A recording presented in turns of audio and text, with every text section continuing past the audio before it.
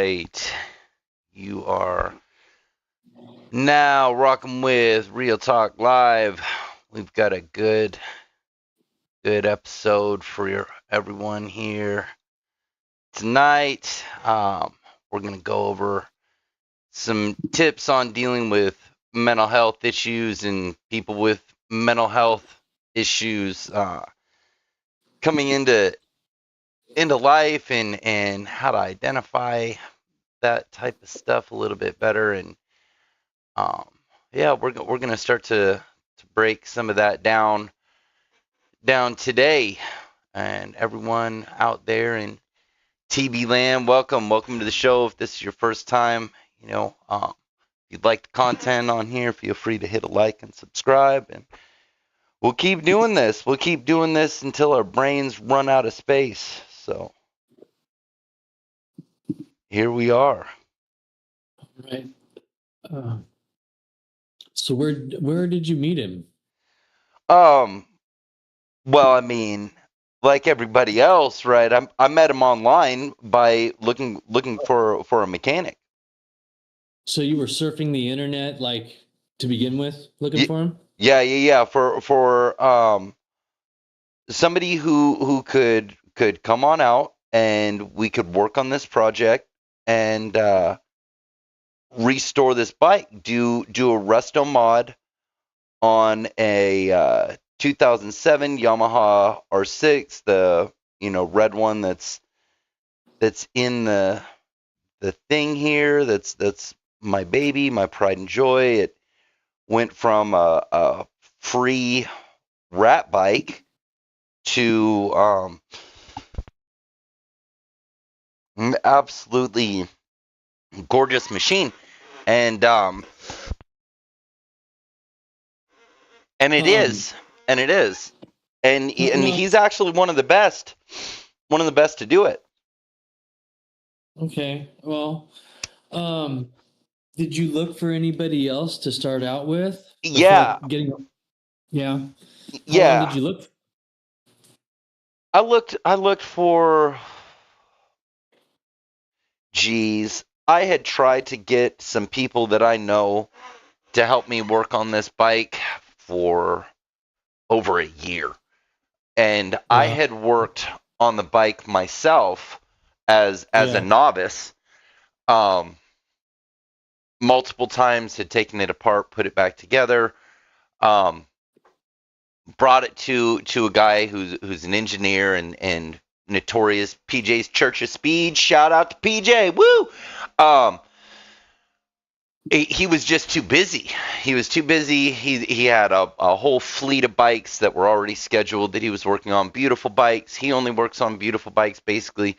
And he couldn't fit it in. Okay, I've sent him a picture of the bike since. He thinks it's beautiful. We'll be getting back together. But I couldn't get him. I didn't want to use Mountain Motorsports because, for one, they wouldn't have done all of the things that I wanted to have done to the bike. And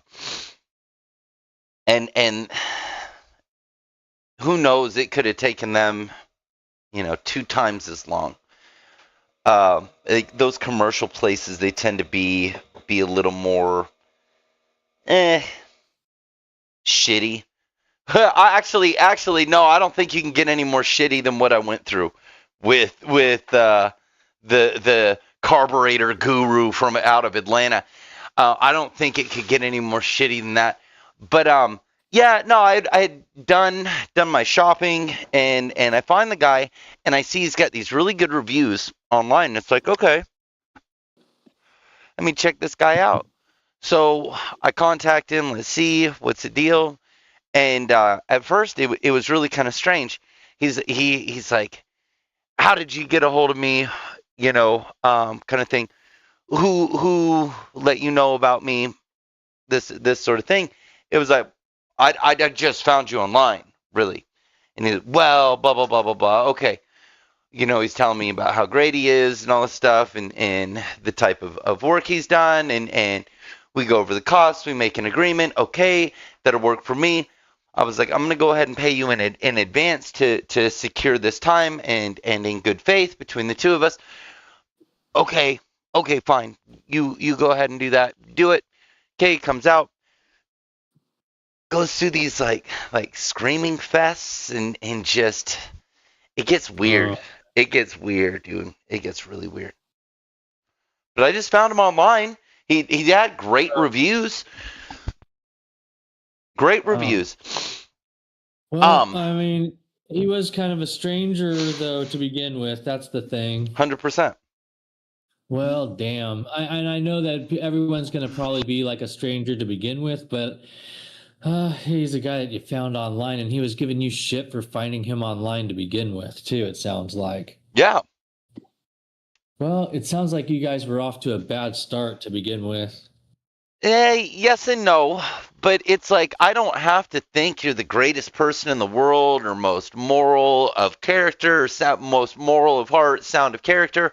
Um, for you to do a job for me, for me to hire you for a job to work on a bike. I don't need you to know about principles, human behavior, courtesy. Even I just need you to be good at your job and then to do it, and then to do it. Yeah. Unfortunately, because you like you say, you have the guy over to your house every once in a while, don't you? I mean, yeah, when he was coming to work on the bike. Yeah. So if that's the case, I don't know, man. I know. I guess most people don't consider it, and that's kind of what this whole thing's about this time. Like you were saying, it's identifying when people are like that to begin with, so you can avoid bad business and avoid confrontation and avoid trouble.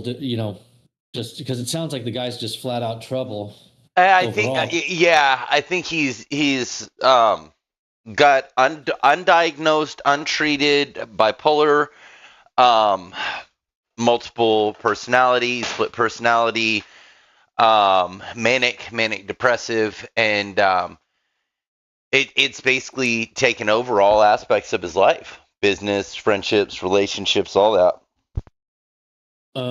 Well, so you dodged a bullet with him. Let's talk about what made you want to keep dealing with him after he caused just so much The love of the turmoil. bike. The love of the bike. I had Really? already paid him. I didn't have any more money. I had already paid him for the completion of the job.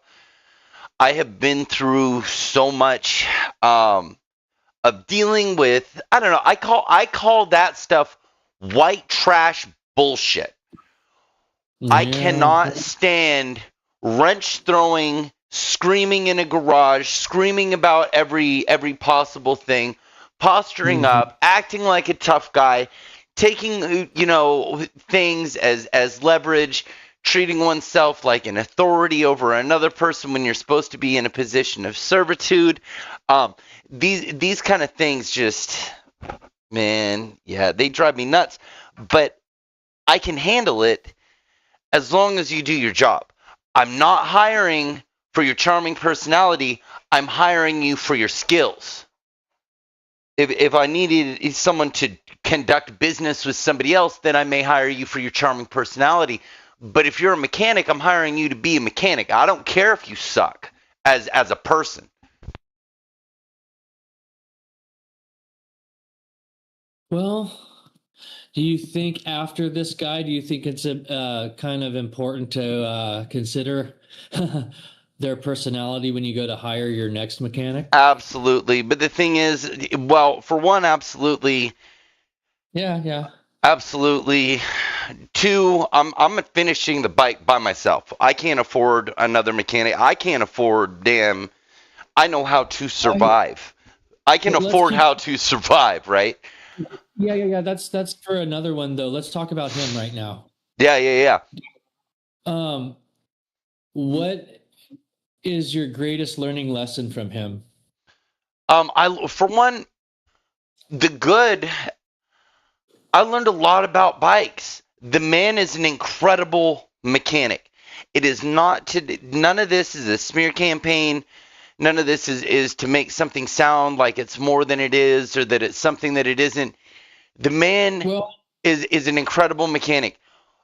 yeah, but we don't want to hype up anything that he's good about right now because that's where people like with mental illnesses get you. You know, That's because it you too. don't want That's what he does. That is his in that right to there. put that So that's sliver the under your point. skin. Yep. Right. You don't want to hype him up in your heart like that and give him any kind of points because right now he's at level 10 points. Oh, And he's in the Hobbit. He's been banished. He's off to Jamaica. He's been fucking okay. banished. He ain't even coming back. All right. Well, you get what I mean by that then. You know, you Yeah. understand what I mean. Yeah. Yeah. So he's all the way at the bottom for you, you know. Um what we I already mean, talked about. I Oh, that was the point. Back to my point. How we don't want to allow people with manic depressant illness, or like whether it's any kind of mental illness, you don't want to have sympathy for them later, and you don't want to have any type of loving feelings for them. I What agree. even if Right. Okay. Even if it's something like that, because you're trying to show him, and I know it doesn't sound very macho when I say it, but you're showing him a little bit of love when you're giving him credit for being a good mechanic, and we don't want to do that right now. We want to feed the hatred. We don't want to give him any love. Yeah, I'm just being realistic with it. Why was the man hired and why was he held on for so long? Because he's Oh yeah, yeah. very good at what he does. Okay. Okay, we can get past that. I just wanted to know why you had him around for a minute. We don't have to get Because into it too because he's much about what good. he. Because he's Okay, good. so he's good at what he does. Okay, Yep. but it doesn't outweigh his attitude. Exactly, and that's what I told him too. That's what I told him too when I fired him. That no matter how good he is, it is not worth the amount of psychological abuse that he's put me through. This whole project should have, could have, and would have been nothing but a good time. Nothing but. So you, so check it out. You would say that this is the kind of person that, God, where was I just? I just kind of lost it. This is the kind of person that kind of racks up a track record after a while, and nobody wants him around, even if he's good at something. And Facts. it sounds like it's the kind of guy that check this out. It sounds like it upsets you that you can't have him around because of his own fucking, whether it's self-hatred or whatever type of negative attitude he's got. It's almost like it bothers you more than it bothers him that you can't have him around to be your good mechanic. No, it bothers him significantly because he wants Well, to be too. He just never well, expected that I would actually, because he's a megalomaniac narcissist. He thinks that because he's so good at being a mechanic that, and he knows that I love my bike. He knows that and this is all going to make sense for anybody who's listening in how to deal with psychopathy, mania, narcissistic abuse, and so on. We can discuss it about women all day long, but it's also men as well. This is a prime example in the treatments, and you'll get to hear the synapse as we move along. But it was shit. Now I lost my train of thought. Um, bring me back on track. well, we were talking about how you can't give them any love or trust when they have a Ah, manic kind yeah, of a, and we want to identify it before things get too heavy. yeah. We don't want, you I know, identified it in the beginning, but part of the problem was I had already paid him in full. So first things first, accountability, my mistakes. I paid him in full up front for the whole job to complete the job.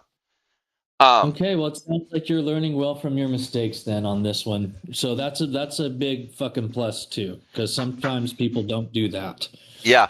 So that put So me in obligation because now I've paid him and I feel that I need to keep him happy so I don't lose my money because I've already paid him. I don't want him to throw some crazy fit and not come out and just take my money. So, on top of that, he's a mechanic and he starts talking to me within the first couple of days.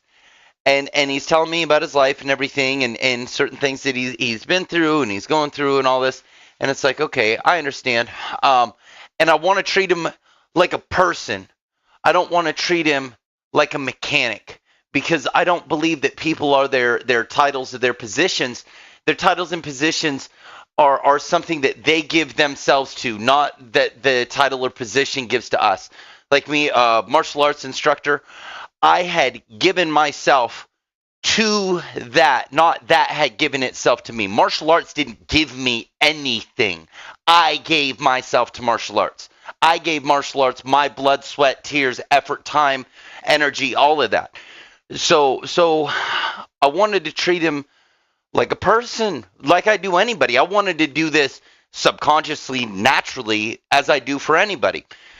So Sounds like tough shit. It's not happening, huh? yeah, And I don't mean that on your end. I mean, because I'm on your side. It just sounds like, well, no matter how good you are to this person, it doesn't matter if they're a mechanic or not. They're going to shit on you anyway. and that was it, and that was it, and that was it. I just wanted him to do his job, to do his job. It is pretty easy to go ahead and you know, in this country in Western society, I pay you and you do a job or provide me with a good, and then we shake hands and part ways. Um, this motherfucker, what he doesn't have any friends, so Well, so when yeah. he gets a chance for a long project, Oh, he'll hang. yes, Yeah, and if he's crazy, that means he's going to be super nice to you one minute and super crazy the next. and that's exactly what was happening. Yeah, you can't be dealing with shit like that because it's just where it sends your mind at. It makes you want to possibly be friendly with him later because of how he does that, but you can't go for that Can't do it. shit. Can't do it. And No, you yeah, have to set boundaries on it and you have to set them for your own self. and I I don't did. want to tell you how it's done. I'm not telling you how it's done either. I'm just speaking for the tape also, you know. Mm-hmm. Mm-hmm. So also for the listeners, it's not so You're much. just confirming and validating the things Yeah, that I was you already did it. identifying as well. You already did it. You already did it. It's just that, yeah, It's you the want to same have. thing. But the thing is, Yeah, it's also really dangerous because I am me. I am me. I'm going to be just fine. I'm going to be just fine. This man had at one point he called me during this period of this few months. He would call me just about every day. There were times that I would have to ignore his yeah, calls. He would keep me on the yeah, phone for over 2, sometimes 3 hours at a time. yeah, And where it would start, we'd talk about the yeah. bike. I called you to talk about the bike, okay? But hold on though. It would go into these crazy screaming episodes. Oh yeah, yeah, And yeah. it was like, what the fuck? Oh yeah, you're beside yourself with the shit he's saying, and you don't understand why he's going there. But when you realize you can't fight his manic depression or whatever the fuck it is he deals with to get like that, you know, especially if he's like an unmedicated bipolar guy. That or he's on the wrong medication, he's getting it in some other way, or he's told a doctor he needs something for sleep, and maybe he's on Adderall because he's going through these waves that well, I mean, I guess it's easy for me to assume drugs, but he accused me of being on drugs because I was turning him down. I had already fired him, and then a couple of days after that he's like, take me back. Like, this is, I've been treated like a girlfriend in an abusive relationship. Yeah, That's what they do. They get that crazy. And dude, it can be a matter of life and death. That's the thing. Even though Yeah. he's just a mechanic because he's so crazy. And that was what And my son was identifying too, what you just said. yeah, it can be a matter of life and death, even though he's just a fucking mechanic. Because, like you say, his mind goes in dark, romantic places for you. And it's just kind of over your head because you think it's just your mechanic, but no, he's sick and twisted. So his mind's going in like dark, romantic places for you. Mm-hmm. Mm-hmm. Mm-hmm. And you know that he's going off task from the bike. Absolutely. And yeah, dude, you don't, like you say, um, I mean, he I has don't. screamed at me over the phone. Of course he has. Fuck, of course he has. And I'm Uh, assessing, I want my bike done. How much can I manage of his bullshit in order to get my bike done? How badly do I want to get my bike done? So I'm balancing out the abuse and the desire to have what I want done and had paid for done. So I've got money on the table. I've got the key to my freedom and happiness and control over my life is tied to that bike. So it's like, and then I've got future investment plans with the bike. I've invested in the bike. I've hired this man. Also, if there's any ego on my part, it's I can't be that wrong to have hired somebody so good at what they do. I've got to be able to tolerate this person's immature emotional development and relationship skills to be able to get what I want done. So it's kind of like got to tough it up, you know, basic training, infantry school, whatever. You're being screamed at the whole fucking time. So it's like I did some uh, light construction carpentry type work, some siding and framing and stuff like that on this one house. One day over politics, this major Rush Limbaugh fan, who's the foreman, who's not a foreman, um, he just wanted to scream at me for like 2 hours over political difference. I hadn't yeah, raised my voice. I hadn't dragged anything on. And I'm thinking while he's screaming at me, I'm still getting paid by the same man who's screaming at me. He is literally paying me right now to scream at me. I am being paid to be his emotional punching bag. I can handle yeah. it. Fuck it. Well, I ended up quitting that job too. You know, just like I Well, fired this mechanic. um, do you have any regrets on it? No. Okay. I just wish my bike was done. And then the other thing is standing on principles. He had been asking me, "Oh, baby, come back," you know? And I'm Yeah. just like, "No. No." Okay. It's just a mechanic. That's the thing too. Well, it's not It- just a mechanic because it's a sport bike. And a sport uh, bike is okay. it is a Japanese sport bike. It is a high tuned, high Okay. performance, But meticulous, it's high the tolerance vehicle. It has to be right. but it's the task that we're drifting off a little bit. If you want to drift off because it's your deal that we're on your your broadcast, it's wherever you want to go with it. It's just that we drift off. We're I don't drifting feel off a I'm lot. drifting off. Where do you Okay. feel it's being drifted off? Well, we were just talking a lot about the bike. When I say that, fuck, I even kind of lost touch What I'm here saying is because this isn't your mom's Kia. This no, no, no, is no, a high performance vehicle that no. requires That's a what I meant. specialist. No, no, no. Where I was going with that, even if he's a specialist, it doesn't mean that he should be having dark romantic feelings towards you. I agree. I agree. Okay. And I had to tell That's him that. I had to tell him that I don't know if you're gay, but I am not. And I don't want to have a relation. And you were treating me like you're in a relationship with me. You're treating me like an abusive boyfriend. Yeah, it's because he's like you say, he's probably bipolar and not taking anything. They do that shit. They'll literally go back and forth. They'll be extra nice and they'll be extra mean, and it'll come out of nowhere, and they snap back and forth. It's not so much like a multiple personality. It's like both personalities are just too far fucked up when he does it. Yeah, they're not able to control their emotions.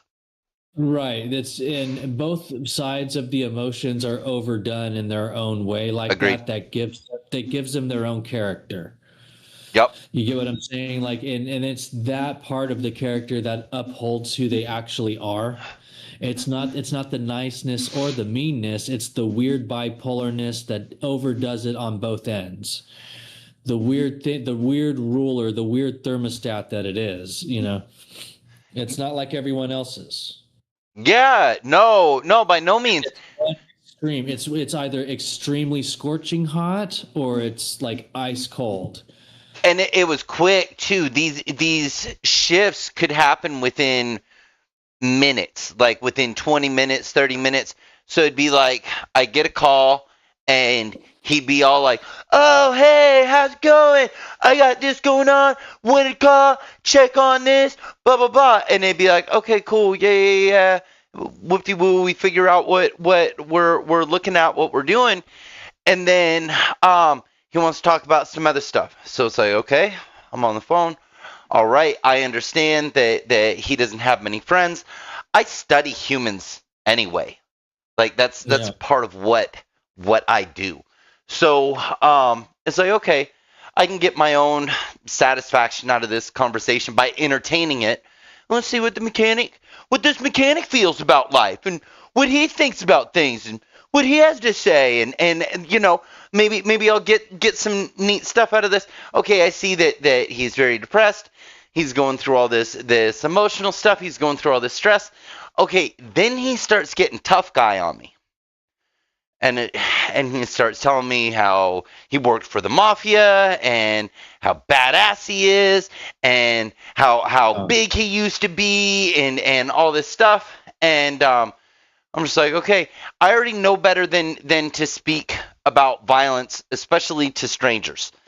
Um, Everybody thinks there's a tough guy, or they're a tough guy, or the toughest guy they knew in high school can kick anybody's ass that they'll ever meet and they'll ever talk. They're always going to be, oh yeah, well you think you're tough, but you never met Jimmy. Now Jimmy, he was really tough, you know.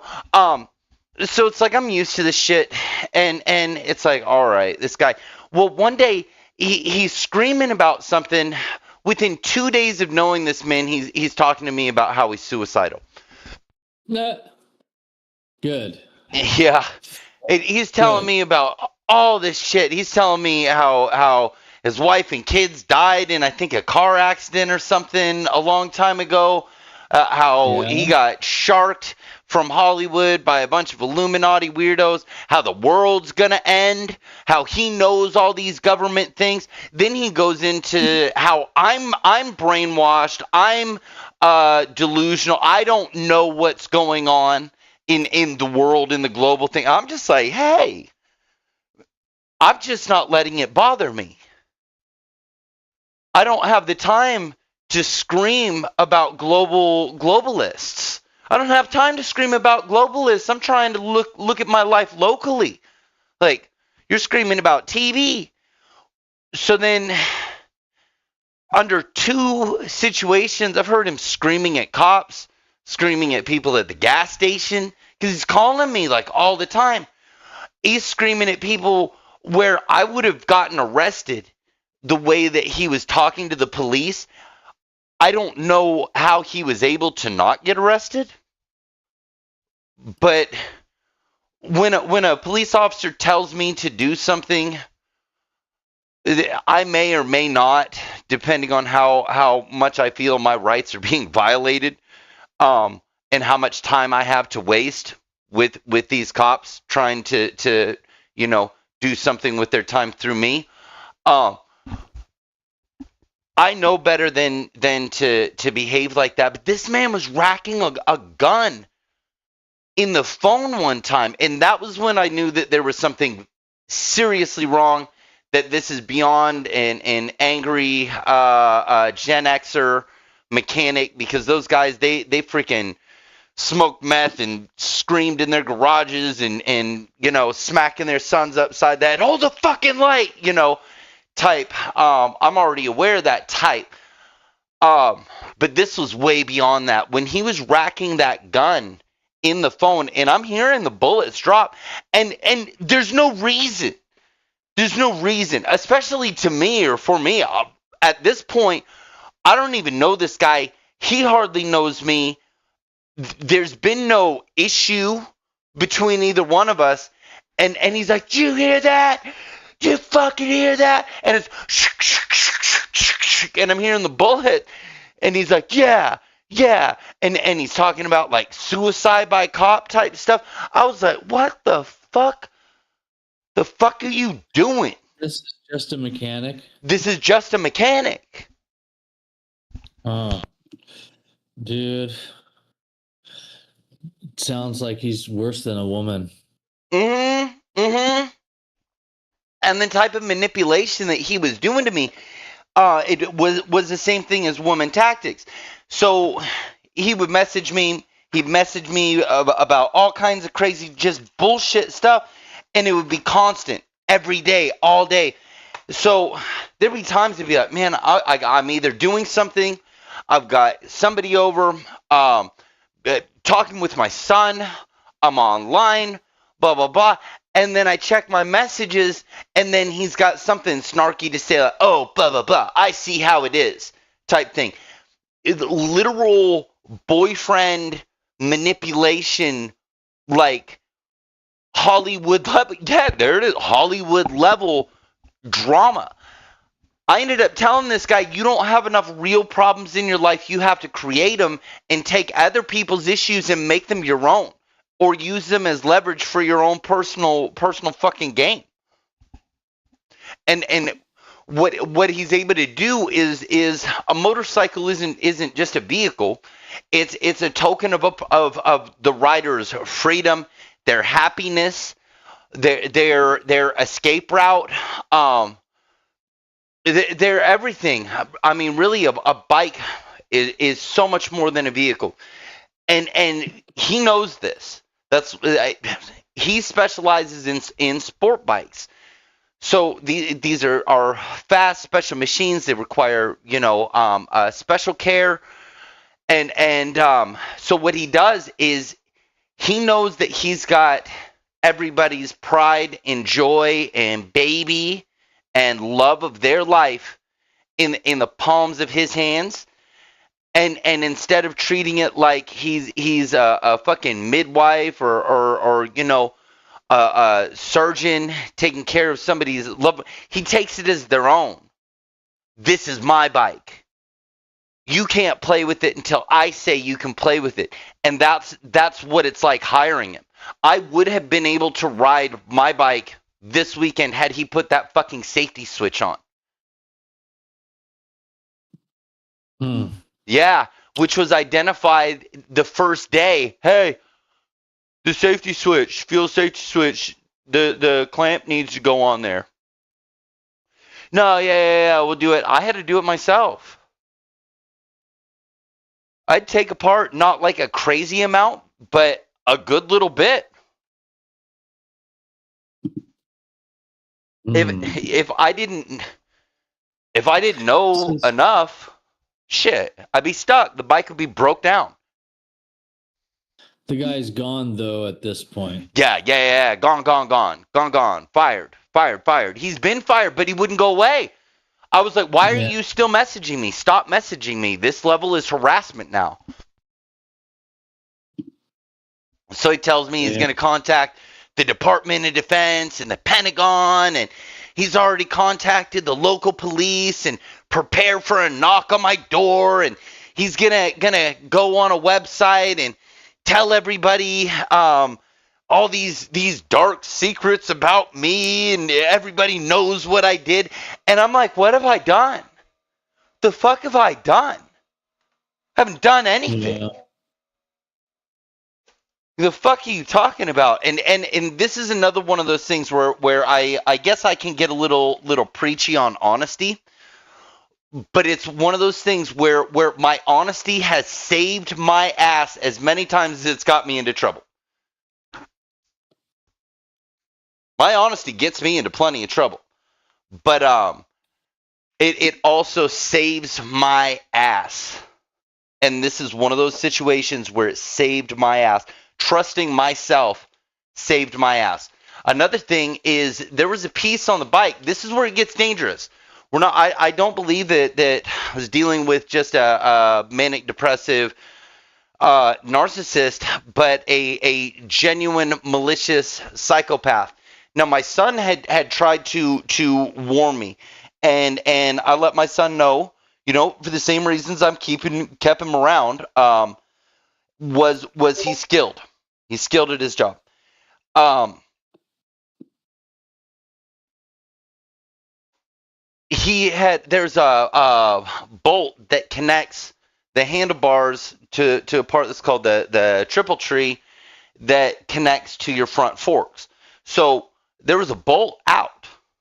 Well, we didn't take the front forks off or anything of that sort at all. So I saw it and I thought, damn, that's weird. And then I looked, there's a radiator bolt loose. That's not too big of a deal because there's all the other ones are in it. But it was just, And so I put the one in on the trip. If I didn't notice that triple tree one, fuck, I could have got fucked up. I would have got fucked up.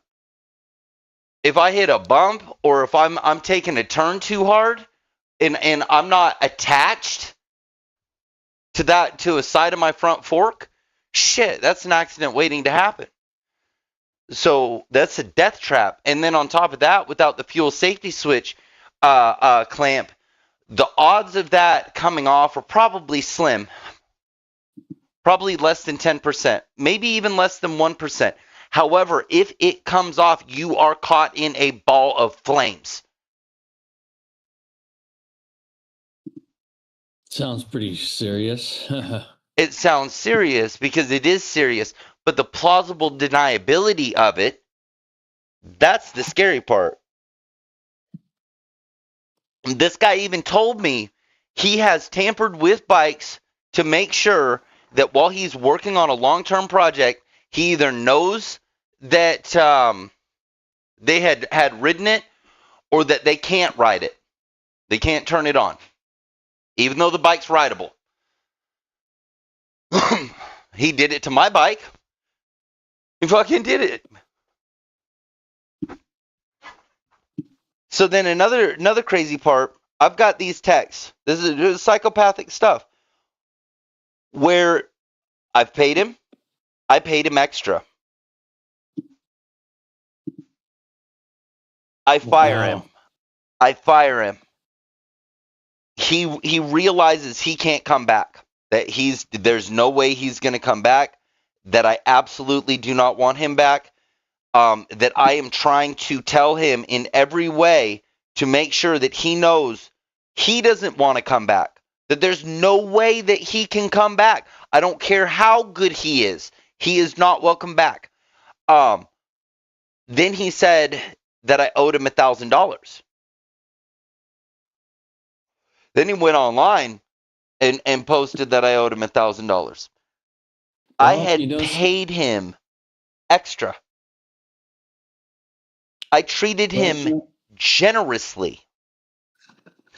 Well, you shouldn't have done that.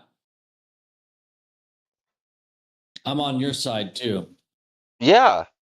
You shouldn't have done that, but it's not like I don't want to beat a dead horse or kick a dog when he's down on a subject either. You get what I'm saying? So I would just say, well, I think you learned your lesson from it.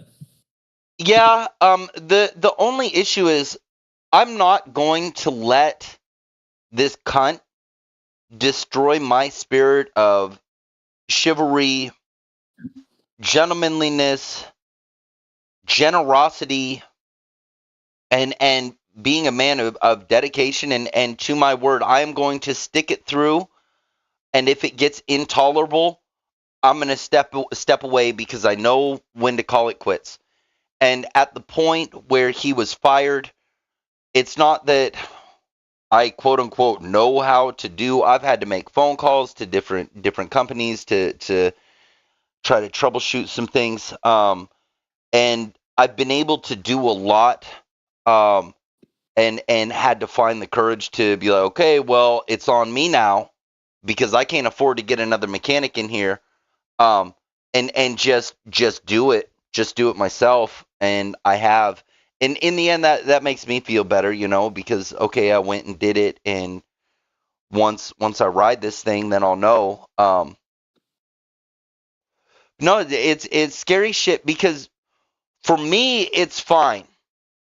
I am trained to deal with these types of situations. I'm trained to be able to identify these types of people, highly experienced with it. I've been blindsided also before, backstabbed by the people closest to me, lost everything that I ever cared about, blah, blah, blah, blah, blah. Oh, poor, pitiful me. I'm just fine. Um, the people that are not aware of how a psychopath is able to operate, how a narcissist differs from a psychopath, and how they're able to operate, because you would think, well, how could you ever manage to even, why would you even think to keep this person around for so long, and all that stuff. Well, you have hope, and I hate hope, so I should know better. But even me being as trained as I am, there are still things that I want to have done, and recognizing that not everybody is a good person, but I still have to live inside of this civilization, and there are still people in domestic jobs that I need to hire that have far superior time and skill and dedication to do what I need them to do. Um, because I can't do it. I have not dedicated my life to studying carburetors or to which my bike's not carbureted, but whatever it may be, to painting, painting bikes, or high detailed mechanics on high performance vehicles.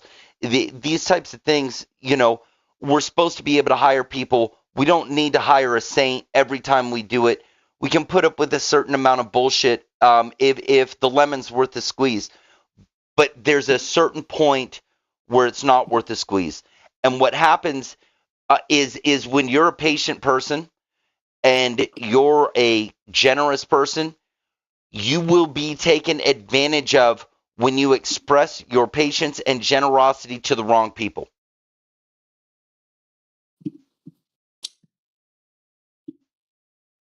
And I don't feel taken advantage of. I had paid for what I had paid for. I could have had him come back. I chose to let him go. What he had left out of the bike, I had already been given a warning by the guy. Oh yeah, I do this, blah blah blah. It was like he was warning me, don't ride that bike. Um, so I heeded that warning. I haven't been able to ride my bike all season. Um, he took what I loved and treated it as is his own, and then punished me by his rules for his own domestic emotional needs, if you will. And the only reason he was able to do it was because he had leverage over my toy. It sounds to me like you're describing somebody with bipolar issues. That's what I told him I'm too. not being dismissive about what you're saying either. It just sounds to me like that's what you're dealing with. And when, honestly, That's what I think too. and I know Bipolar, clinical bipolar. I know it sounds like it might be kind of off-putting when I say it this way, but Cameron's rule manual is something that would be good for bipolar kids. Yeah. Well, because you're controlling them to where they can't move and where they turn their heads and shit. And bipolar kids could use that kind of treatment, not because you're helping them, but because you're keeping them still. Well, I gave him my experience, and I gave him my experience publicly. And I was contacted tonight by a person who, let's see, I'm going to read their text message. This is from a stranger because this mechanic posted my information online, my fucking phone number, address, legal name, email, all that stuff. Wow. Um, Wow. so he And it's said, just fucking mechanic too. "Yeah, You got me on this one, dude. I mean, like, ah, here's what it somebody just else put. Listen to this. I got this text message at 8 o'clock tonight. I went to bed a little early. And it says, "Hey, this is someone from the Google review. The same guy yeah. is harassing my buddy, going insane right now. Seems like a Okay. severe manic episode. Do you think he is a Yep. threat? I have proof Yeah. that this is actually going on since this is a random number." Well, it sounds like everybody's in trouble. Yep.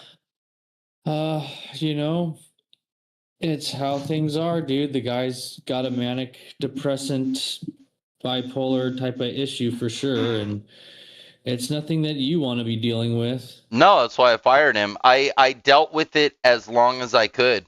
And in my I review, I said that too, that it became unbearable. The work, I would not get in the middle of other people's business on the internet involving him. no, I had already done it. It's a review. Okay. It's a Okay, that's review. however you want to handle it. I just like you say, the guy is so shady and shisty and fucked up that I would just be careful doing anything in regards to him now. Absolutely. I had already done what I'm going to do. The fucking bomb has been dropped, if you will, and that's it. I'm flying my jet away, and he can deal with the aftermath. But I've already got people messaging me because he decided to post my contact information on his thing. Um, that okay.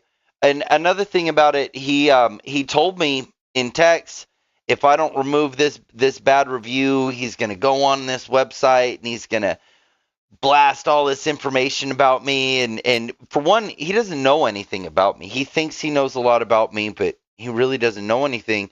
Um, and he was gonna talk about my family situation and all this stuff. You know, my son's going through a hard time, a high impact divorce and custody battle. It's taken 6 years and all this. So it was like, you mean to tell me, okay, go ahead, because if it brings any attention towards my way, then great, I'm gonna be able to talk about it. I've been honest the whole time.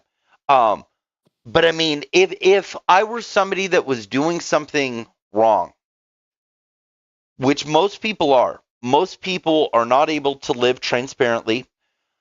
Most people have something they feel they need to hide.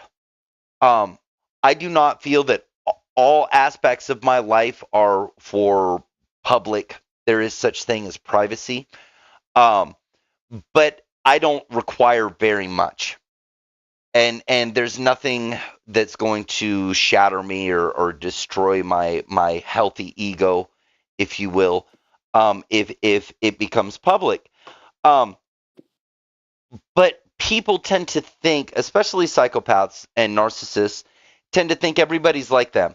They tend to think that everybody's got something to hide, that everybody's got a dangerous vice or an unhealthy habit or something disgusting that they're doing, be it a social or formal taboo.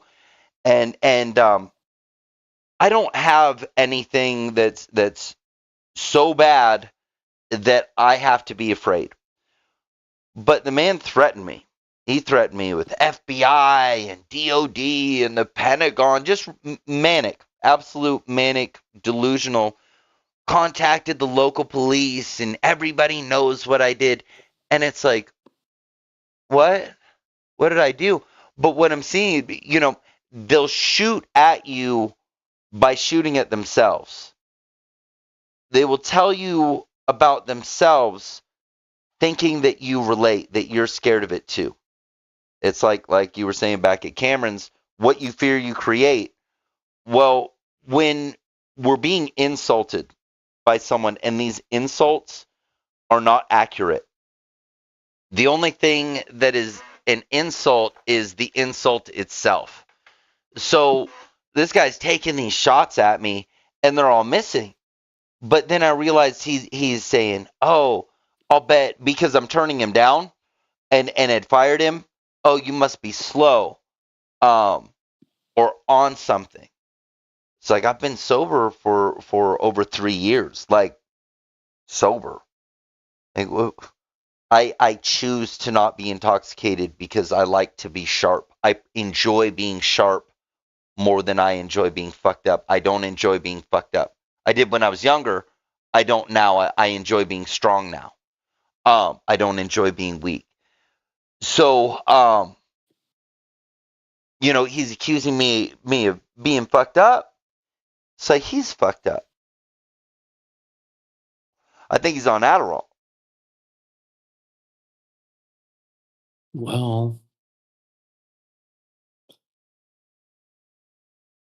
Supposed to just be a mechanic. Supposed to just be a mechanic. This is supposed to be a guy who turns wrenches for a living.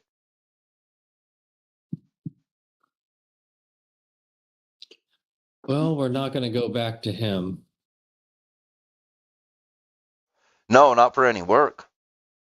I heard this guy one time. He calls me on the phone. I'm like, okay.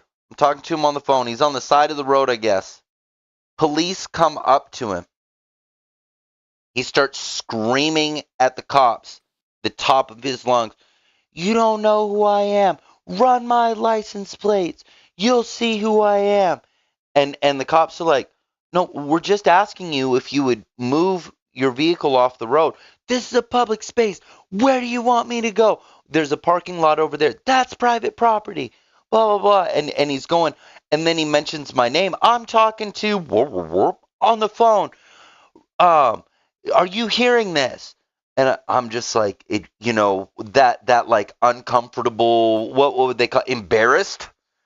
Like I'm not even physically there, and I've got the feeling of embarrassment. And he's like, "Are you hearing all of this? What do you think about this?" And I was like, "I think I would be arrested if I talked to the cops like that." And he tells the cop, "You don't know who I am.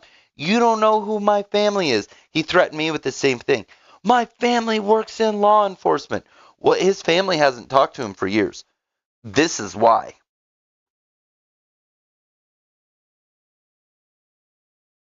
Well, I would keep my distance from him completely. That's it. No, I'm at absolute no contact now. I had told him if he continues to message my phone, I'm going to file an order of protection. The only reason I don't want to uh do it right now, I already got enough shit going on. I already got fucking one important battle going on that is tied to everything that I care about. It's like I'm having to fight for everything I care about. What do I care about for me? My bike. What do I care about for my morality and duty on this planet? My children. So it's like, man, damn. But this guy knew it. He knew it. And I don't think he does this everyone. I don't think these types of predators, because that's what they are. They are predators. Make no mistake, they are predators. Does it to everyone. They do it to people that they feel they can. And there's a thing about empaths, attracting narcissists, attracting cluster Bs, psychopaths, and so on. Which I would say that can be true. Um, but I don't think it's the attraction aspect. I think it's the treatment aspect. that if you're a generous person and believes in the light side of people, and that is also a nature that humans possess, um, those people tend to want to take advantage of it. It's kind of like an alcoholic. You give them a couple of drinks, and now they're just, they're pounding them down. They don't want to stop. If you bring them to a wedding where there's an open bar or something like that, they're gonna keep drinking, keep drinking. That's how narcissists and psychopaths handle their relationships in general. Is they're like a puppy that gets so excited that now it's pissing when you show up, and now it's growling at you and biting you, and it hurts. Oh. And but it's still a puppy wagging its tail. It just doesn't know how to fucking behave. What's your overall solution in regards to these types of bipolar people? Do we just stay away from them? Yeah, no contact. They will not respect your boundaries, your barriers. If you have to interact, say a workplace, never be in a friendship because they're not your friend. You are their supply. Never be in a relationship. They're not in a relationship. Again, you are supply, a punching bag. Um, but if you have to deal with them, do not let them drag you in a dark alley. So, what I mean by that is don't let them have a conversation with you that can't be recorded.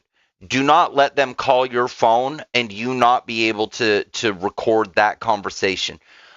Make sure that everything is in text. When dealing with these kind of people, never show them who you truly are. Never show them your complete ability, capability, past trials, tribulations, errors, mistakes, growth, development, and stuff like that. Just show them who you are at the moment, because anything that's a vulnerability that they know about you, they will attempt to use as leverage, for leverage and control. It's not like other people where they share their struggles, trials, tribulations, and so on, um, as a means and tool of bonding. These people use it literally to put it in their pocket as a tool to attack you or to manipulate you whenever they see fit, and they will whenever they see fit. So that, when you're dealing with a glutton, an emotional glutton, um, it can, with this case in particular, um, we're talking about every day, morning to night, to include up to 2 in the morning, getting text messages from this guy. And if I did not reply in the way or time frame that he wanted, he would do things like, "Oh, I can't work on the bike this weekend," after we had already planned, or "I'm not going to be able to make it up." Or one time he's like, I'm going to quit the job." Um, and it was just constant requiring attention. And it's like, this is a full grown man. This is a 55-year-old man constantly requiring attention. He would insinuate, without saying it, that he has maybe cancer or something like that. That he knows some sort of secret intel that none of us have any information, because his brother works in some sort of government agency, or is used to, his retired brother, some 80 something year old, 70 something year old guy or whatever. um it's just madness. It's just fucking madness. You can't be nice to that No, type of person. no. You can't let them be friendly towards you either. It's like feeding bears. Yeah, you can't do that shit. How long ago? How long has it been since you got rid of him? I tried to get rid of him 4 days ago, and Oh shit. yeah, yeah, he just won't stop. Well, Do you think he's going to get physically violent? Not with me. Well, I guess I wouldn't worry too much then. Not with me. He ain't gonna get physically violent with me. He might be out to Well, commit suicide. well, I think we've got a handle on it. I guess he sounds like one of the gals that you don't want to talk to from Cameron's. Yeah, that's it too. That's it. I had told him I had put up with this type of abuse. Fuck, man. Through the entirety of my marriage, this same fucking thing, and I walked away from that and everything I cared about. What makes you think I won't walk away from you? You're fucking mechanic. What makes you think you can't be replaced?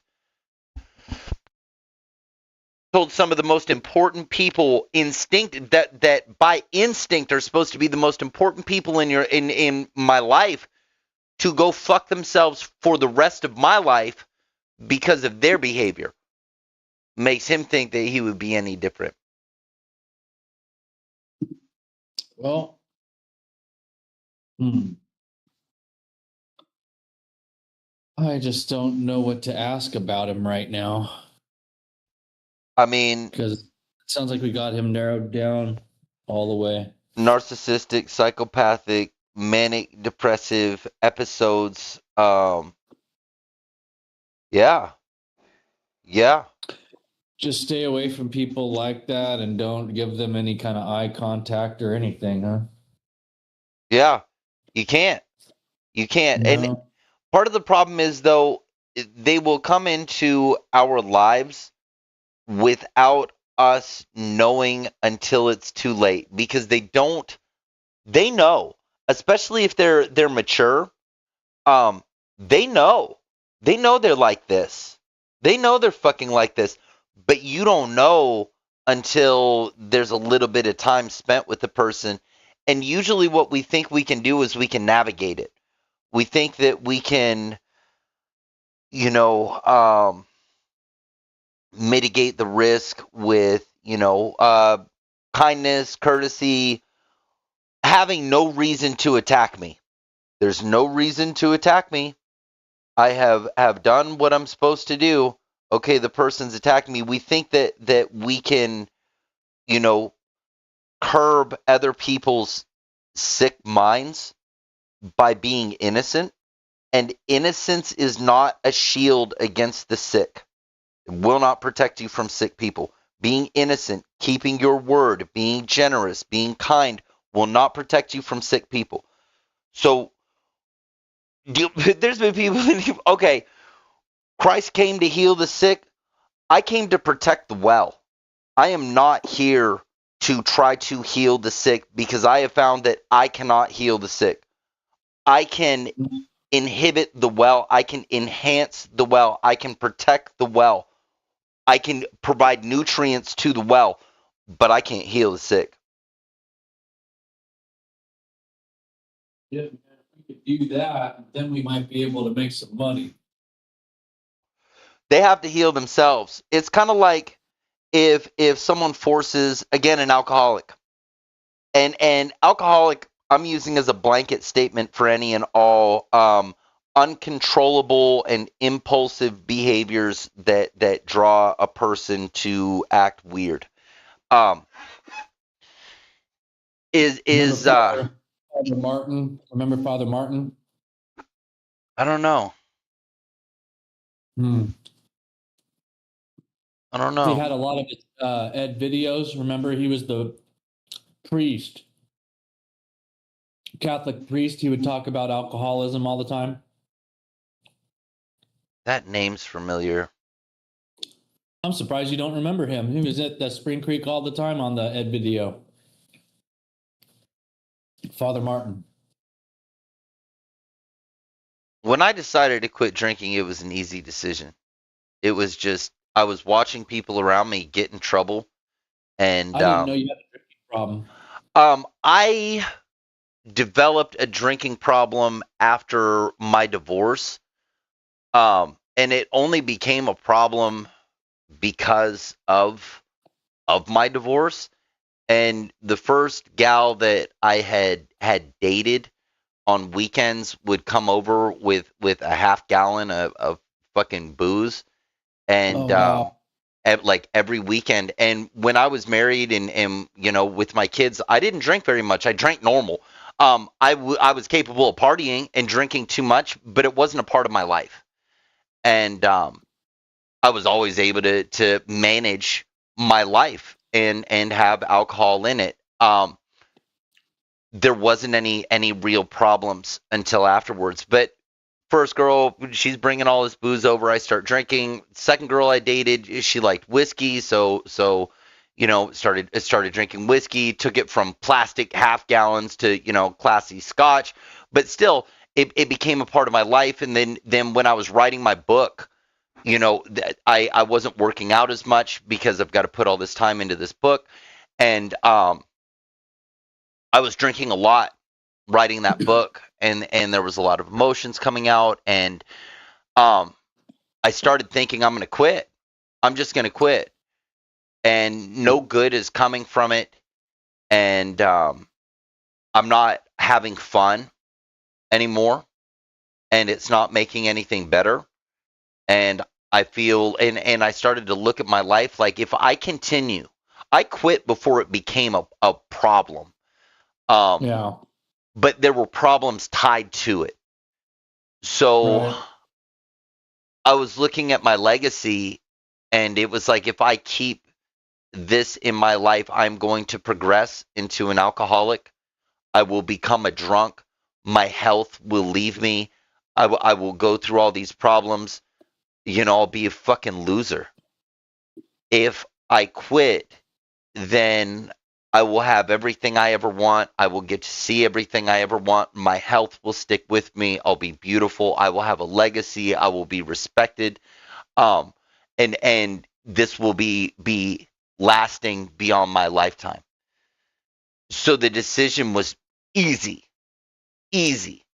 And the day that I quit, there was this girl that I was seeing, woman, um, named well, I'm not even gonna bother, but we went to the bar. I don't go to the bar. I have to get dragged to a bar. And um it was like, all right, let's go back to my place. And she's like, all right, um, I want to go back to my place and pick up some more booze. I was like, do we need it? And she was like, no, but I want it. So she gets in a minor car accident by herself. She hits a curb, fucks her vehicle up, and she's calling me to come pick her up. And I was like, I can't come pick you up because I've been drinking too. I'll get a DUI. Just I'll be fucked. She ends up getting a DUI, and I met up with her the next day, and we got a couple beers, and I was like, I'm gonna quit drinking after this. This is the last. You should quit with me. You just got this DUI. You can't drink now anyway. So yeah, yeah, yeah. We shook on it. I quit. I Well, haven't had a drink since. Yeah, yeah. well, if I had to guess, she didn't do the same thing. No. Okay, well, you know how it is. You either want the change or you're not going to. Yeah, that's it. That's it. But no, it didn't become a drinking problem. Like, I wasn't drinking every day, or I wasn't getting the shakes. I wasn't an alcoholic. Um, it's that I was progressing. I was progressing in it in a way that I was now looking at the illusion of the whole thing and was like, no, this isn't it. This isn't it at all. And quitting drinking, it's not that, oh, I'm afraid of alcohol or anything. It's that it's not fun to me anymore. So it's like, why would I do something that's not fun to me anymore and comes with all these unnecessary risks? And I was looking at, if I'm sober, then I can take the type of risks that I want to take. So what type of risks do I want to take? What do I like to do? And I had to reassess, what do I like to do and what do I want to do, and make those things a reality. And the first thing that was manifested from it was the bike. And I did all kind. We'll do a whole thing on sobriety too, because this is a major aspect of success. And I was I. going to say, what about just alcoholism? Mhm. Mhm. Yeah, do one on alcoholism. Yeah, we'll do one on alcoholism. Absolutely, absolutely. Because I was there, like at the fringe, at the edge of, if I continue, I will become an alcoholic. No questions asked. If I Yeah. quit, I will have a good life, and I can no longer stay in the middle at this point. People realize that they need to stop. Yeah, yeah. For me, it was also, I had worn out every excuse that alcohol was okay, and that alcohol was fun and fine and safe, and because it was legal, it was just hunky dory. It wasn't. And where this came for me was, I was dealing with so many real life problems that alcohol wouldn't let me escape them. It wasn't offering me a break. So I'm managing all these real life problems while my inhibitors are lowered. So it's like now my filter is gone. So how I'm articulating how I feel about these problems is different if I'm drinking. And you can tell by in my book, I'm a lot more graphic.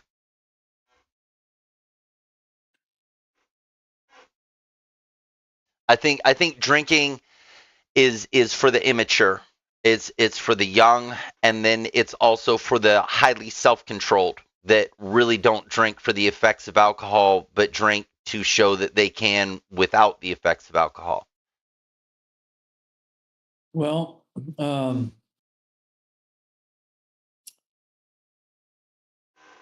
if Yeah. you could, what's that? No, go ahead. Go ahead. I was going to say, if you could confront an alcoholic that wants to quit but hasn't quit yet, what would you tell him?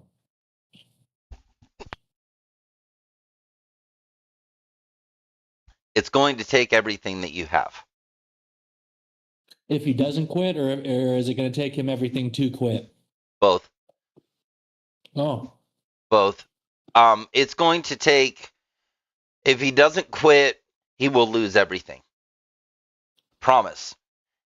If he does quit, he is going to have to get rid of everything that's tied to his life. And if he's an alcoholic, everything that's tied to his life revolves around alcohol. So he's going to have to completely change his life. It's going to take everything. He's going to listen, have to find new forms of entertainment. He's going to have to find new reward responses. He's going to have to hypnotize himself. For me, I I didn't have to, but maybe I did. Um, I performed all kinds of quote unquote magic, you know, mind magic, and yeah, but yeah, we don't want to give secrets away. We don't want to give secrets away. yeah. It made it so easy. Like, I haven't thought about. Oh, I wish I could drink. I see people drinking, and for me, it was just basically a snap of a finger. Okay, I don't drink anymore, and it's been like that ever since. Well, that's why it wouldn't be very tough for us to do. A full special Uh, on it, yeah. yeah. I mean, because we know at this age, we know plenty of alcoholics. So it's not that we can relate with being an alcoholic. It's just that we've dealt with enough of them to where plenty of stories there. Some of them are even talented, but the alcoholism just ruins it. Yeah, the alcohol in their system ruins it. Yeah, I've seen even women that have everything going for them except they're an alcoholic. So eventually it does start to wear and tear on them. They start laughing so hard that they piss their pants. Yeah, And they're young. They're young. I've seen it. yeah, yeah, man, yeah. Alcoholism. We're at the age now where we know people that if they continued doing alcoholism, they're This real. and What's that? this is for any addiction. This is any addiction. Alcohol is just one of many. Each addictions come with their own problems and struggles, ups, downs, excuses, and so on. But We could admit yeah. though, alcoholism is its own special thing too, though. Fuck yeah, it is. Exactly. Um, Well, they're all their own special thing. You know, opiates create a certain behavior. Opiate codependency. yeah, You it's know, just that with alcoholism, though, the problem is that it's legal.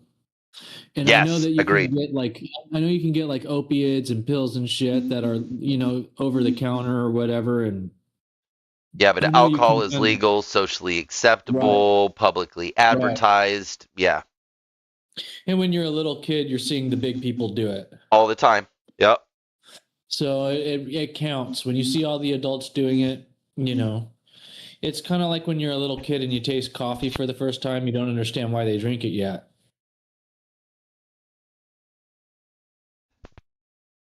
The sneeze. Oh, but, Still sneezing. Jeez Louise. oh, Okay, I'm good.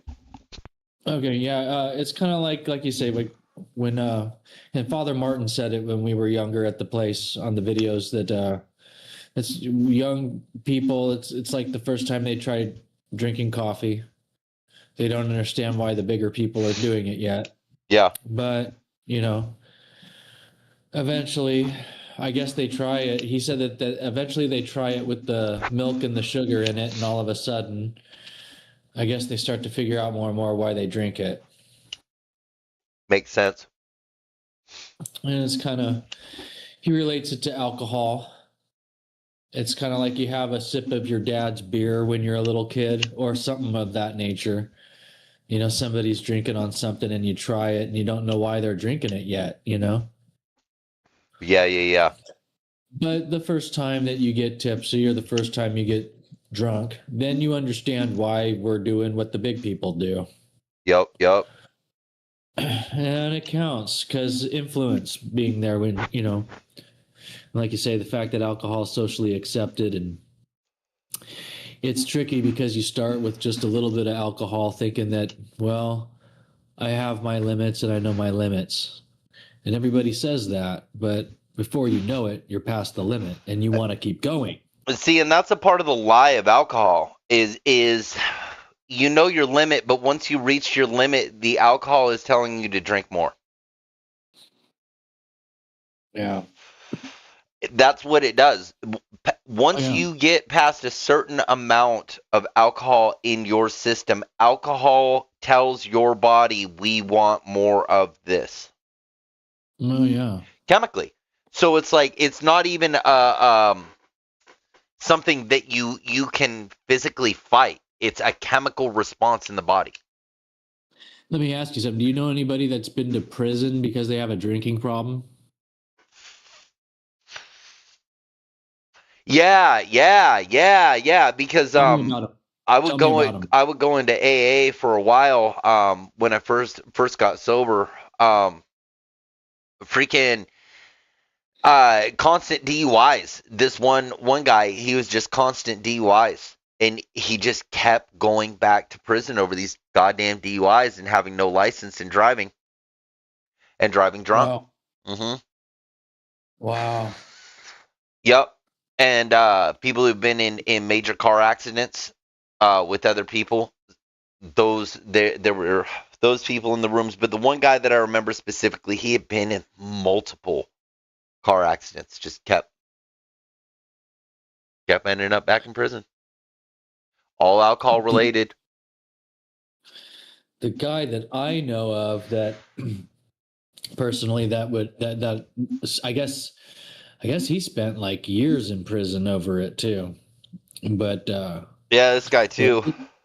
what this guy did though, yeah, he when I knew him, because he passed away, when I knew him, you couldn't really tell that he was an alcoholic because he had been like 7 years sober. And you couldn't tell in his personality that he just didn't seem like somebody that had been drinking. You get what I mean? Like everybody liked him and he was friendly, and it just seemed like a normal kind of guy. Hispanic guy though, and so Hispanic culture, you know how they are. He was from Mexico, and they handle drinking a bit differently there. Yeah, same with Germany. They're like all Yeah, fully yeah. functioning alcoholics over there. Well, this guy, I guess he would drastically change when he'd get drinking, like with the violence and stuff. And I guess he beat the shit out of his wife a few times. And I guess he beat the shit out of her so bad that he got arrested and taken to prison. And I guess he was there for a while. Damn. Yeah, so he's the kind of guy that you would have never known it. We would have never been able to tell because he had been sober for long enough before he died. But again, alcohol's tricky because It's so tricky. well, it's just that when a guy like that tells you when you're drinking, because they'll ask how you're, and he would tell me all the time, it's going to be a longer day if you keep drinking. And you know, Alcohol is I a suppose. lie, man. Alcohol is out to destroy anybody who's partaking in it. And it's interesting because alcohol is like the one commonly accepted American drug or drug in America, and we have for adult entertainment, specifically alcohol related, locations, and for socialization, alcohol related. But to go to that establishment requires you to drive or somebody to drive, and almost nobody's taking an Uber. It's not like Friday and Saturday nights. Uber is just fucking jumping off the charts everywhere. There's the ratio of how many people are drinking and driving versus taking an Uber or whatever cab service, um, is by no means. No, you can a cop can damn near bet at after midnight 80% at least of the people that he pulls over have been drinking on a Friday and Saturday night. That right there is a major fine. So we're entrapped by the offered recreation that we're given. One beer will get you a DUI. Oh yeah, I would. If anybody were to ask me, I would suggest not drinking. If but no, nobody ever does ask me for my opinion. But if I had to put my 2 cents in, I would recommend to anybody to not get started. Yeah, don't get Only started. because yeah, it'll just be easier if you don't get started.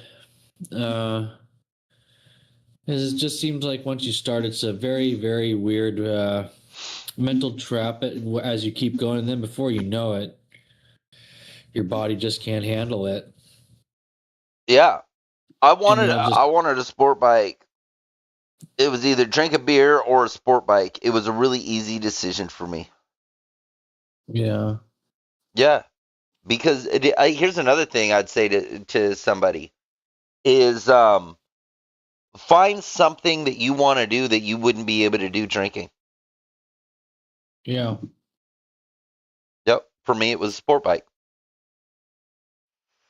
I will die if I drink and own a sport bike. I cannot have intoxication be a part of my life and own a sport bike. That is a death sentence. Yeah, it's not a good combination. Fuck no. The majority of motorcycle accidents are it's like 55 and above, and it is like most of them is big giant cruisers, and then it's alcohol involved. People on sport bikes don't get in as many accidents unless you're young, new, and just riding way above your ability, which the bike will let you do that. Um, but it's mostly alcohol, drugs and alcohol related wrecks. Old people on big bikes that are drinking beer.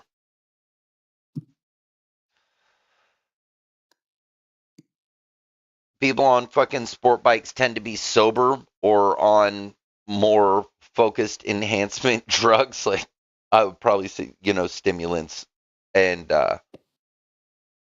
that's that. But finding something that you can't do impaired. Yeah. Um, you can't be the best at anything if you're drinking, really. Fuck no.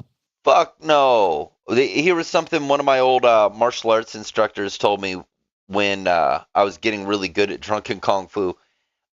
He was like, the thing about a drunken master though is in the end they just become a drunk.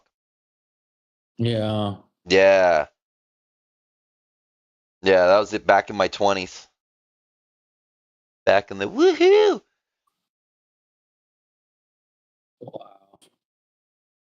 Yep. Yep. But again, this mechanic, I don't think he drinks alcohol. I think it's Adderall. I Oh think he's on shit. stimulants. Oh shit. That's what I think because he's got the crazy schedule. I think he lives in hotels. I'm pretty sure he lives in hotels. Um, and these just radical, mood swings and energy, high energy. It's like at his age, it's like I wonder, is that all natural? you know, but when he accused me of being on something, when he accused me of being on drugs, and the reason I'm going back to it, the title of this episode is, the manic mechanic. Um, so we're just using a narcissistic psychopath that's likely on something intoxicating, um, and how to deal with that situation. Would a sober mind be able to do that? Because I look at all the times. No, never mind. Never mind. Got to scratch that. Got to scratch that. I was thinking. I wonder if all the times I've went off, if I was intoxicated, and absolutely fucking not. Absolutely fucking not.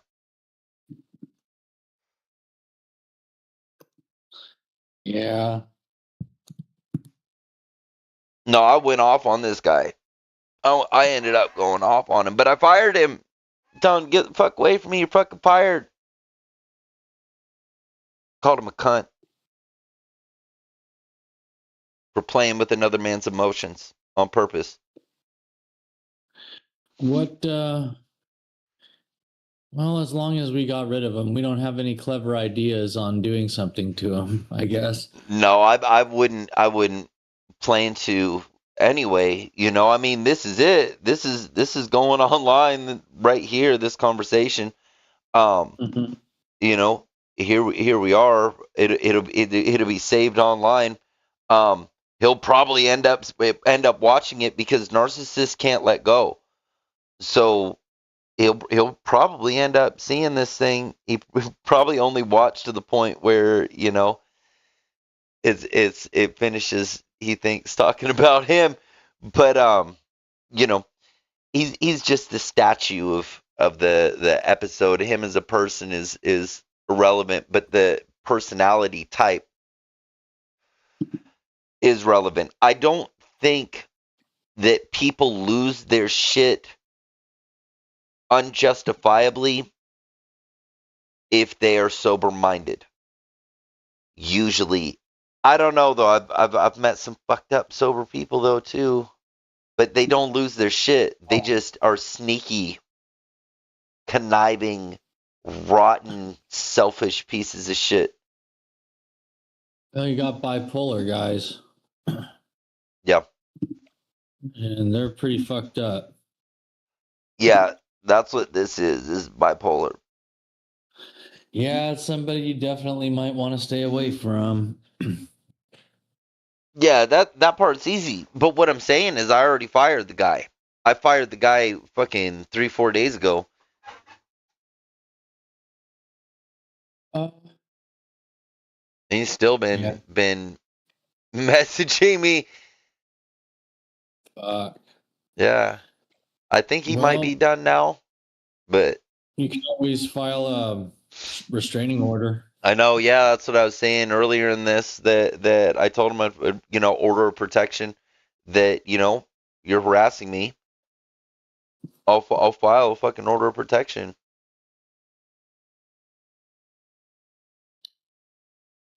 I got an off-task question for you, real quick, because the subject came up earlier today. What's up? What do you think of Sublime playing right now with Bradley Knowles' son doing the band? Phew. Yeah. Sheesh. I'm just wondering, what's your overall, if you could sum it up with one word, what would you call that? Cash grab. You wouldn't Fucking. call it you wouldn't call it blasphemy? Oh, absolutely blasphemy. I detest. I Okay. hate it. I hate it. I hate everything about it. Okay, I'm just making sure that just because It does not I give had me a good feeling or make me feel excited or yeah, that's no, so cool at all no, whatsoever. no. Okay, I'm just making sure that I'm not wrong here because you know how some older people think about shit like that. They think it's cute. Yeah, no. No. Yeah. No, Yeah, fuck that. I kind of wanted to get your take on that one just because it came up earlier today and I thought, you know something, if you consider that to be anything other than blasphemy, then I guess you don't truly appreciate Sublime. Right? And they're an okay band when he was alive and all that shit. The albums they made, they're all right. Yeah, when Uh, I was like 12, 13, 14. yeah, I mean, I wouldn't keep listening to him today, I don't think. And if I did, No. it'd be every once in a while, just because the Pandora or whatever might put it on, right? It's not like There's only one song that I ever go back to from Sublime. oh, That's STP. STP. I'm trying to remember which one it is.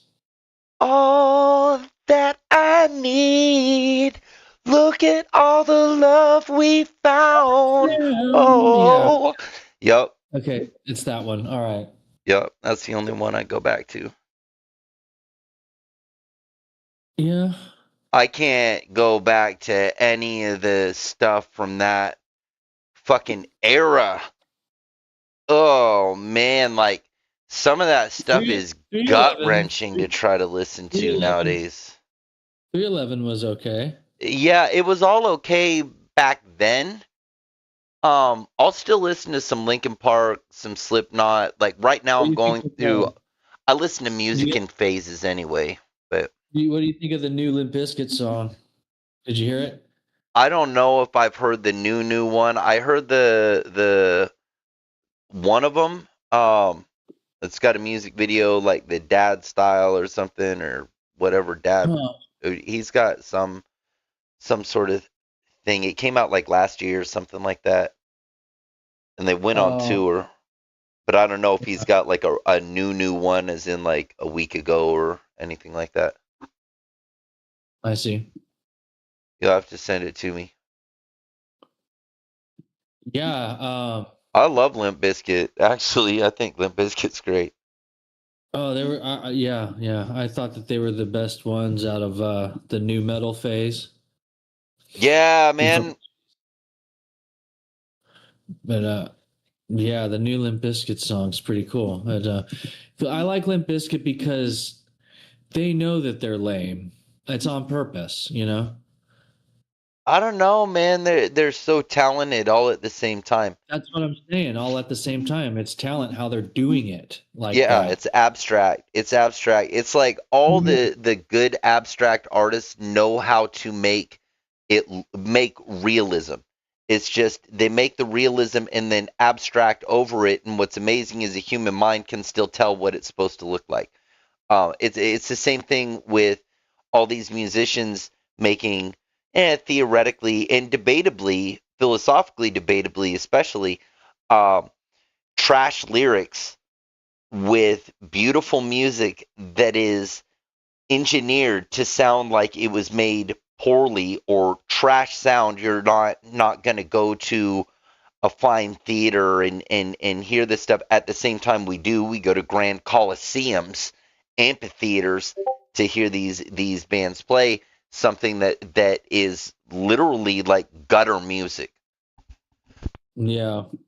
It's not, because it's still No. following the science of music, the Pythagorean theorem of music, the They're, the they're three using spheres of harmony and all of that.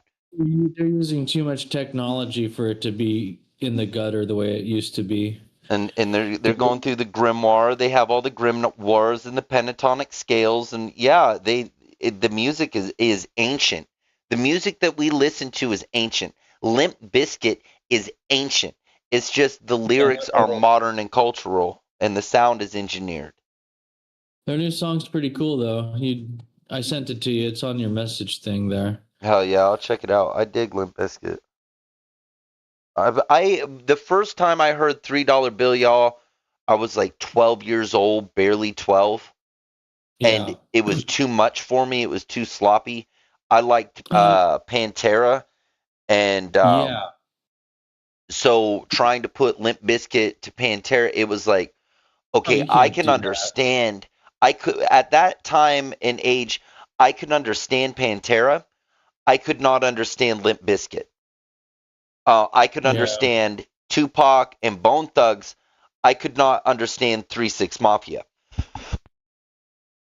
I was exposed to that, 12 years old, like, whoa. So I didn't like $3 Bill, y'all, until later. And then I Uh, listened to the song Counterfeit. And it was oh, like, okay, okay, I dig this now. I get this. So that was when I was probably 14 when I started being like, okay, Limp Bizkit's the shit. yeah, they're pretty good. And Linkin Park came out when we were at the program, and I was able to listen to it at the at Janine's office. Yeah, I was telling you the kid Robert Porter, they let him have an iPod at the time and he had all their songs downloaded on it.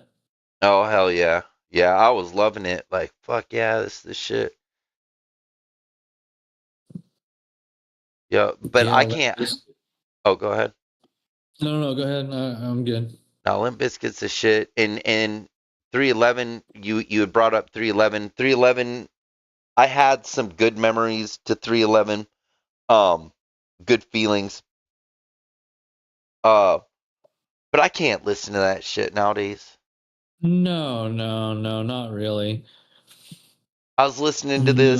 this Young Dolph 1950s AI, and I love it. I fucking love it.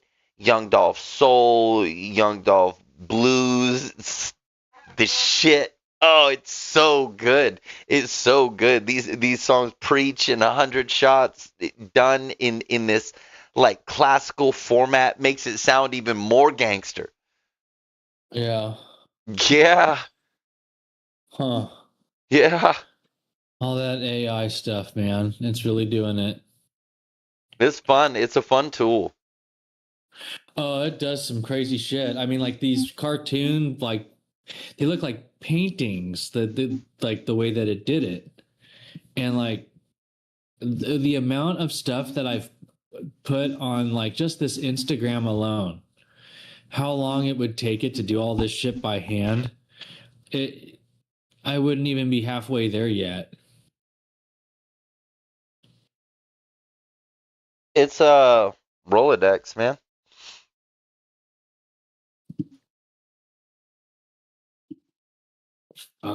AI is fucking Rolodex. It's pretty crazy shit. Just the fact that you're able to make something so quickly like that. It's been quite some time in technological development and advancement Oh for yeah. humans to be able to do it. How many thousands of minds and pieces of technology and years have went into it finally coming to this, and this isn't even a final point. This is just a start. This is Yeah, fucking Hal from Space Odyssey. yeah, it's crazy. Yeah, dun dun dun dun dun. Yeah, it's fucking Hal. Hello, Dave. We got it. Freaking, I like AI. I enjoy AI. I'm not intimidated by AI in one bit. Um, I don't see why it's a problem. It's there. I agree. People I make don't too know. big of a deal out of it. As soon as it becomes a problem, I'm sure we'll know about it. It's not going to be a problem until humans use it for nefarious purposes. Even if it's at its most autonomous, and it will become autonomous, it'll still have to be influenced to be, which means it'll have to be programmed to be malicious and break the law. It'll have to be programmed to break the law. You think it will? Somebody will program it to break the law. Uh, Of course. yeah. Of course. It'll be Yeah. implemented into all kinds of, most likely for car thefts, credit card scams, identity theft, all that stuff. It'll be directly tied into it. So back to this mechanic. So Yeah. I posted this review, and I even posted he does good work, but I let it be known, hey, be careful about these manic episodes and so on.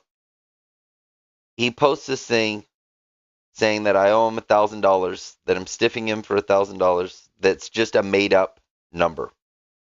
Yeah. Yeah, there was never any agreement or notion or anything of the sort beyond I had paid him in full.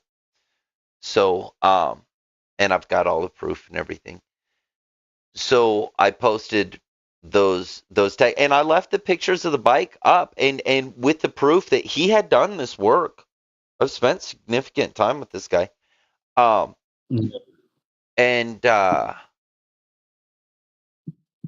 posted up the text between us, and how he was talking to me, and the threats that he was making, and all kinds of stuff on it. So he posts this like crazy letter saying that how he's contacting the police and all that stuff, and he's got this thing online.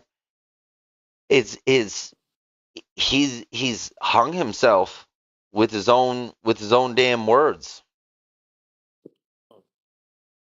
with his own damn words. And here's another thing for dealing with psychopathic, narcissistic, bait baiting, um is you have to remain calm, and you can't be buddy buddy. So even in conducting business, even when you have it's too late and you realize you're dealing with a narcissist, you're dealing with a psychopath, um you got to take a break from getting close to them.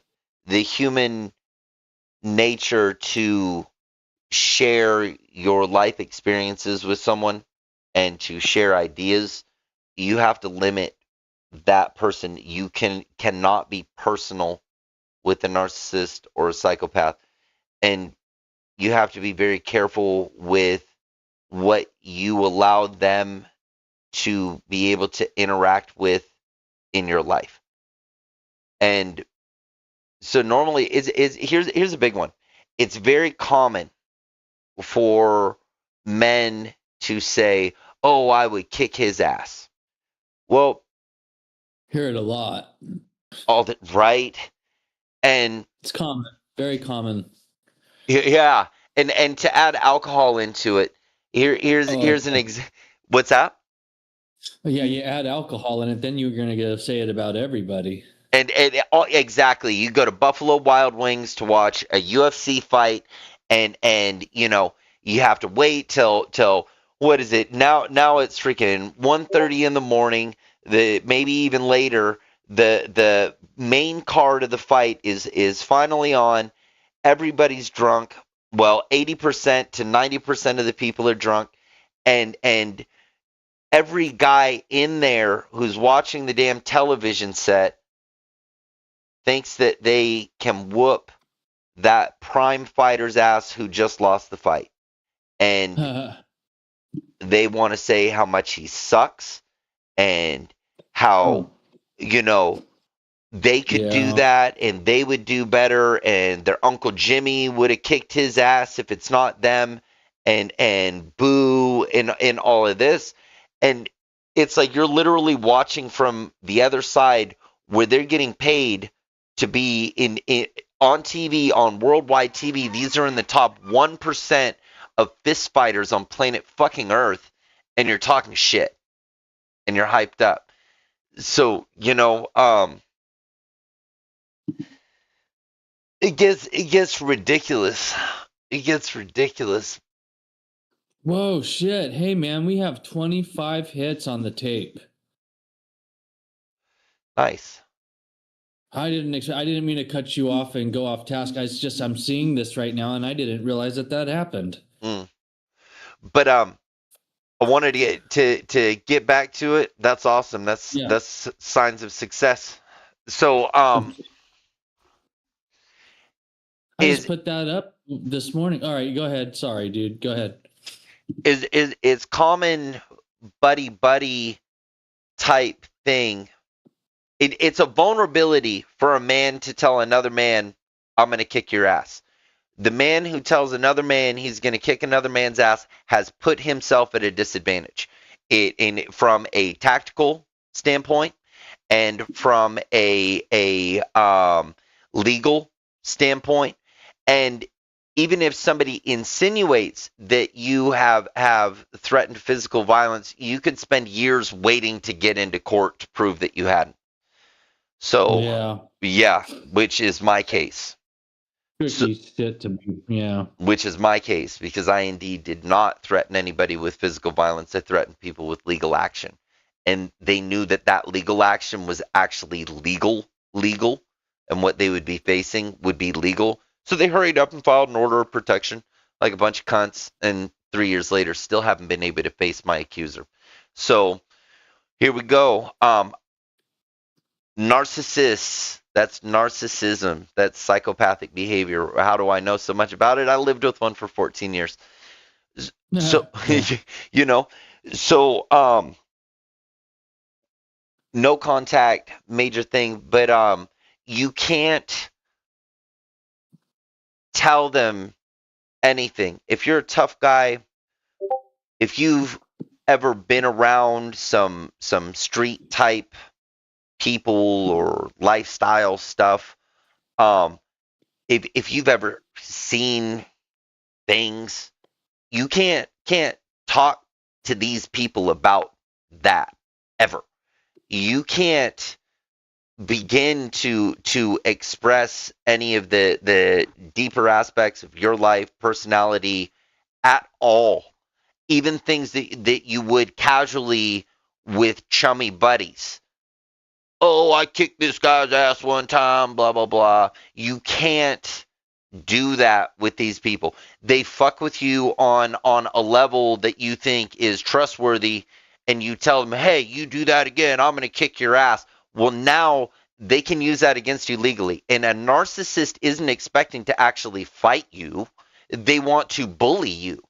So if they get you to say something, they push your buttons to get you to say something. Well, now they have leverage against you. So the only way that they can gain leverage against you is if they have something that they can control that you care about. Mechanic situation, be the bike. Another easy example when it comes to a lot of men, their children. These kind of things. Narcissists need a leverage point fulcrum. They need the fulcrum, the focal fulcrum, um, to be able to balance their kindness and abuse, and that fulcrum is what they're using, their leverage point. Right. Yeah,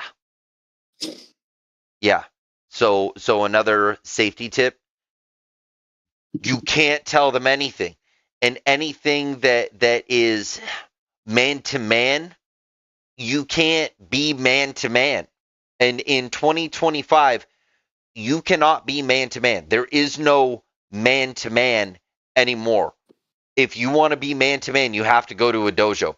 The reason there was a time where you could be man to man was because there was no fucking dojos anywhere, or there was very few of them, and there wasn't a legitimate, okay, you can actually fight here. Well, now there is, and everybody kind of knows the rules. So that's where you go to make sure that you're legally protected if you are not in a mutual combat state. um so you can't tell anybody. And I swear this mechanic was trying to get me to say, I'm gonna fucking kill you, I'm gonna kick your ass, blah blah blah, I'm gonna fuck you up. And what I ended up telling him is, I'm not the person to try to piss off. You took my kindness for weakness, and here's why. I'm not going to do anything but not like you, tell you to fuck off, and why, and then I'm gonna leave this situation. And for someone like that, that is the worst thing that they can hear, because they have no control. They lost all control. So I get the text message from the guy. And narcissists need supply. Narcissists and psychopaths are completely different. Psychopaths can be actually very great people. In fact, most great people are psychopaths. But narcissists, it's not saying all psychopaths are great people. Psychopaths can be very, very horrible people, but narcissists are always horrible people. And yeah, this is just a sign of it. You can't give them anything that they could even think that if they know anything about you that could hurt you, they'll use it. If you Oh, think yeah. yeah, yeah, yeah, they'll use it. Anything that they think can hurt you, they will use it. And this guy really tried. And where he got fired was mentioning a situation with my son. And he didn't know much about it. And he knew enough to try to piss me off with it, which he did, but it didn't have the effect that he thought he was going to get. He thought he was going to get a certain level of submission out of me, and instead he got absolute repel and reject and repel. So that's, I absolutely reject your statement, and you're fucking fired. You're banished. So what happens is, here's what I was getting at. The narcissist needs a supply for their